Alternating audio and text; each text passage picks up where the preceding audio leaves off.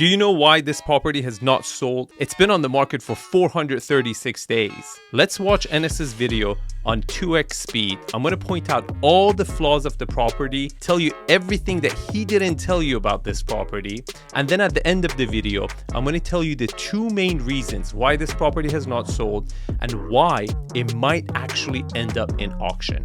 My name is 𝗕𝗏𝗕𝗏. I'm the How to Buy the Mansion guy. I've critiqued over 1,000 mansions. Let's get the show started. Bel Air, Los Angeles, and going to tour this incredible, newly constructed estate right behind me. This home features 12 bedrooms, 18 bathrooms, approximately 36,000 square feet of interior space, built on a little over 2 acres of land with an asking price of $100. Okay, 2 acres of land. Most of that is not flat.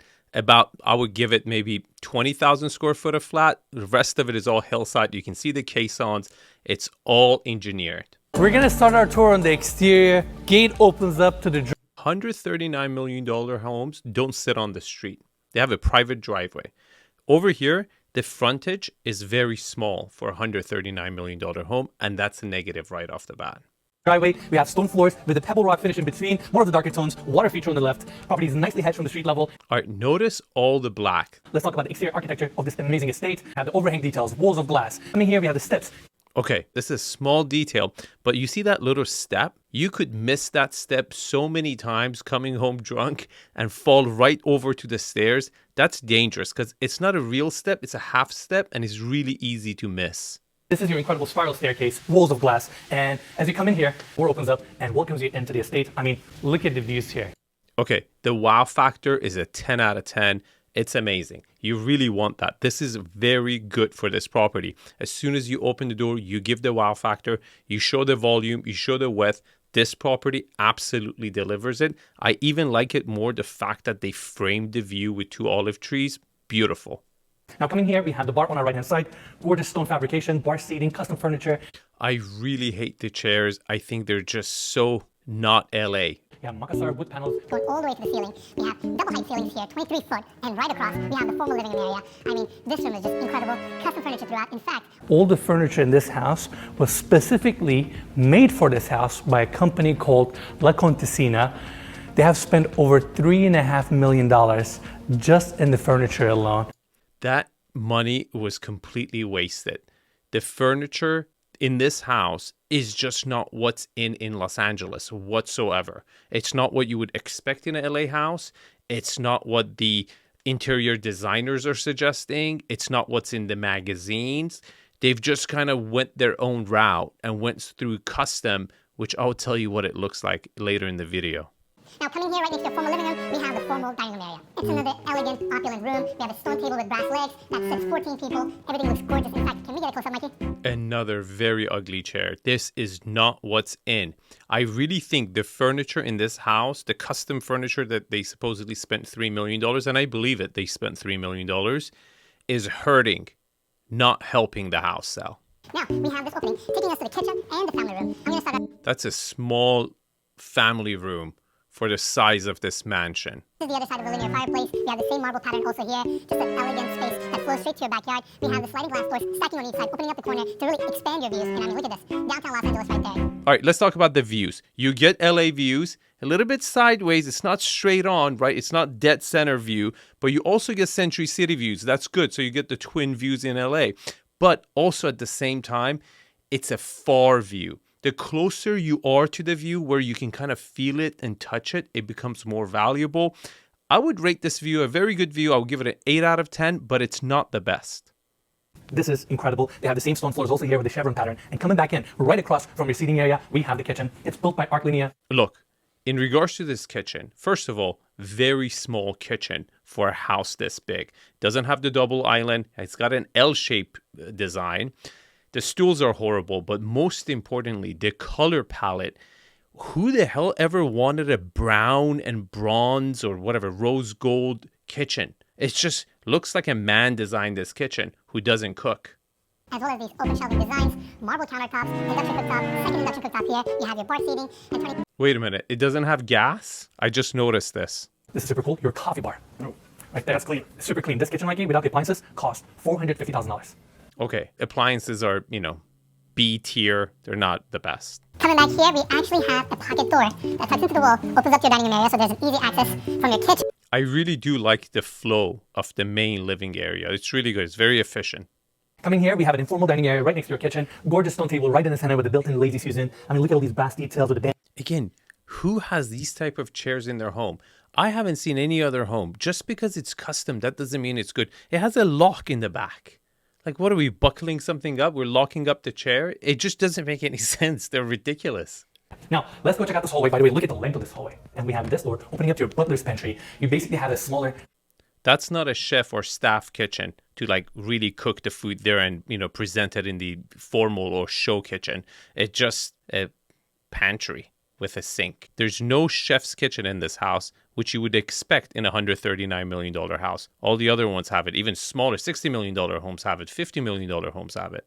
Coming back here, we have this door opening up to powder room on this level. Coming back here and continuing our tour on this hallway, we have this door opening up to the first bedroom suite on this level. And going this way, we have this door opening up to the bathroom for this room. Gorgeous floating vanity design with sleek countertops, hidden drain, LED lit mirror, and you have marble clad walls throughout.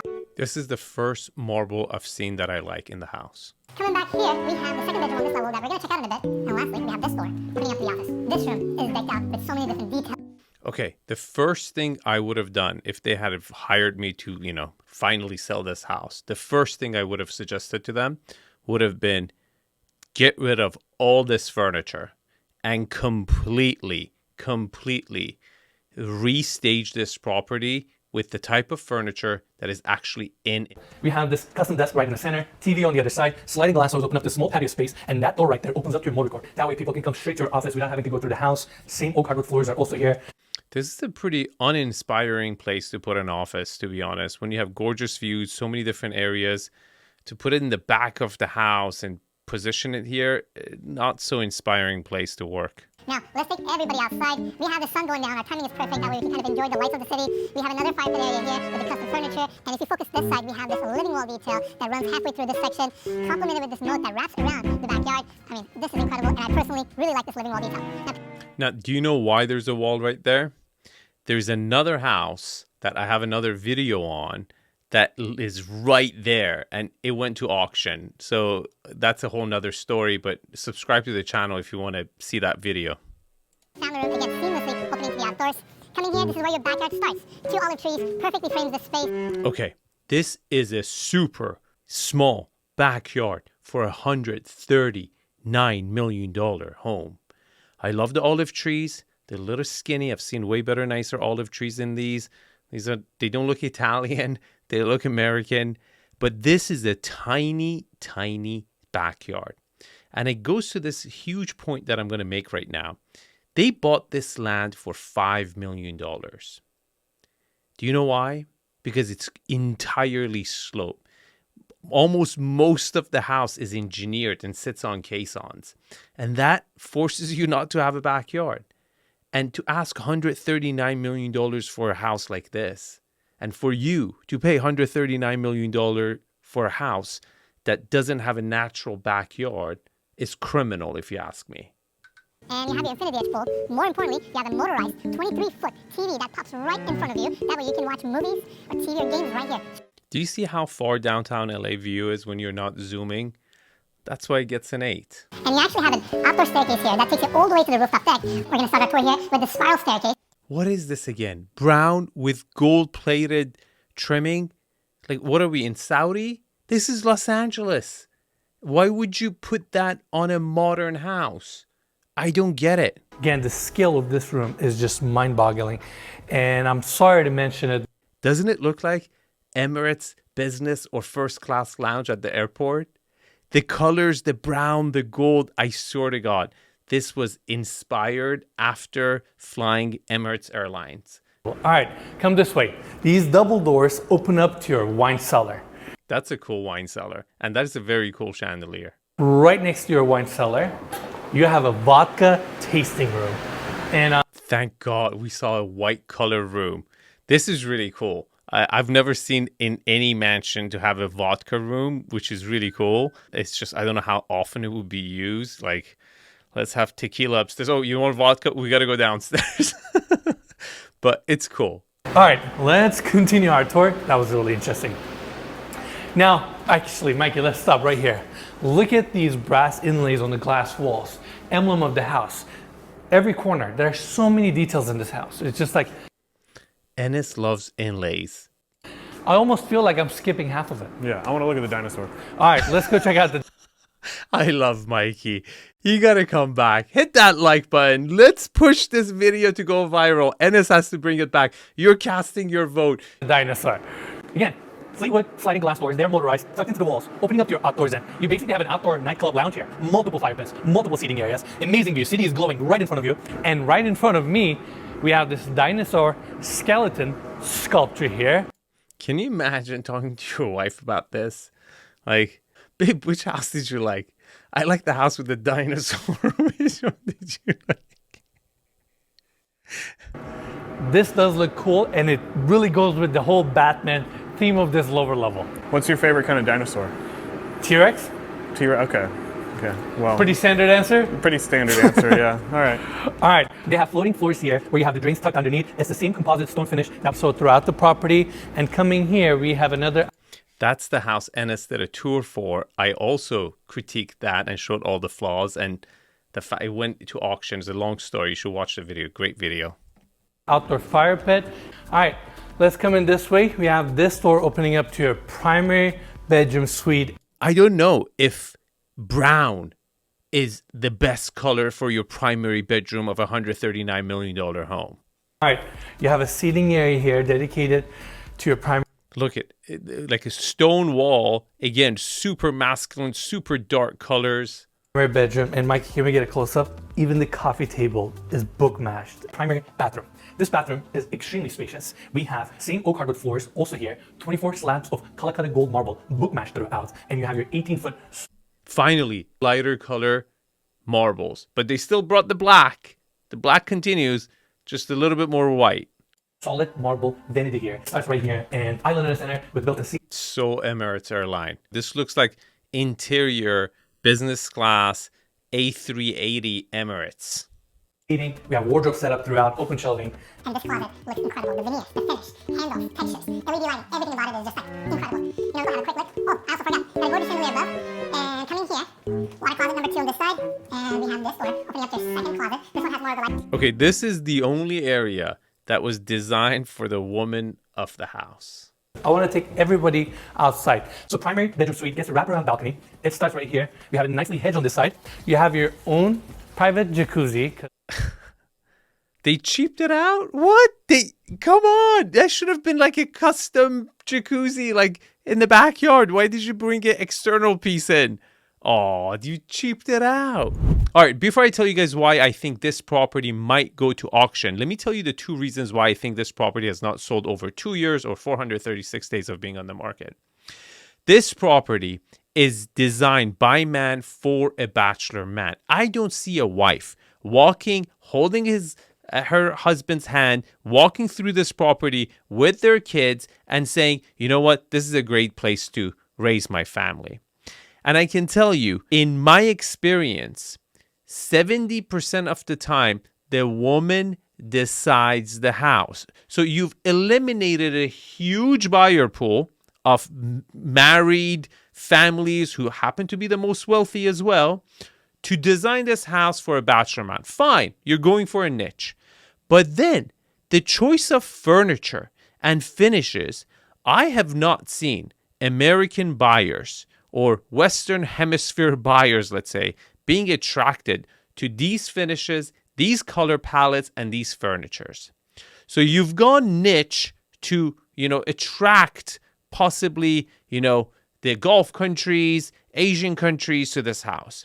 But then, would they even want to have a similar style property that they already have in their home, in their LA home? Would you? That's a question to answer. The second reason why this property has not sold is the fact that this land was never gonna deliver a $139 million exit. This land is completely a hillside. It was purchased for $5 million. If you want to get a $139 million exit, you got to purchase a $20 million land that has a lot of flat area, amazing views, and a backyard. I don't call this a backyard. That's a terrace to me. Look at the proportion of the house and the outdoor areas. This has been in a niche in LA where property developers come in and buy these hillside properties, build them out, dick them out, and I can tell you, they're going to age really, really bad. Now, before I tell you guys how much I think this property is actually worth, here's why I think this property might go to auction one day. This property has 2 loans on it. One for $28 million and the other for $25 million. And that's $53 million of debt. Now, I have no idea what's the interest rates on these debts. If it's really like a low mortgage and, maybe let's say 3-4%, it could be around $2 million a year. But if it's hard money and around 14%, what's trading right now would be about $7 million a year. And I don't see this property selling for a very big number. You know why? The one which had acres of flat land, about 100,000 square foot, sold for $141 million. The comp I want to use for this property, I would say 777 Sorbonne. It was smaller than this house, but had a better view and a better location in Lower Bel Air, which sold for $45 million. I think this house is worth $50 million max. And that puts it underwater or upside down in my book. And I can tell you, the house next door, which the link to the video is right here, went to auction and it did not sell. If you want to watch that one, click over here, hit the like button so Mikey comes back, and I'll see you guys in the comment section. Take care.